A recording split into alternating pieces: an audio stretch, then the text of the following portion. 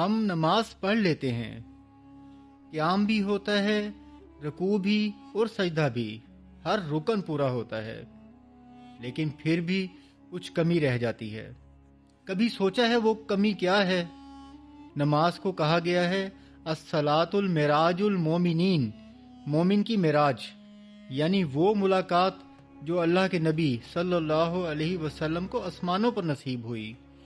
وہی کیفیت ایک مومن کو زمین میں نماز کے ذریعے مل سکتی ہے، مگر معراج اس وقت تک نہیں ملتی جب تک روح ہم کلام نہ کرے۔ جب ہم کہتے ہیں الحمدللہ رب العالمین، تو کیا ہم سمجھتے ہیں کہ ہم رب کے سامنے کھڑے ہیں یا صرف زبان ہل رہی ہے؟ جب ہم ایاک نعبد و ایاک نستعین پڑھتے ہیں تو کیا واقعی یہ ایک عرض ہوتی ہے یا صرف ایک عادت؟ سجدہ صرف سر کو زمین پر رکھنے کا نام نہیں، اپنے وجود کو اللہ کے حضور کر دینا کا نام ہے۔ قبلہ صرف باہر کا رخ نہیں ہوتا، اپنے اندر کی روح کا رخ بھی اللہ کی طرف کرنا پڑتا ہے، ورنہ یاد رکھیں نماز تو ہو جاتی ہے، ثواب بھی مل جاتا ہے، لیکن وہ معراج والی نماز نہیں ہوتی۔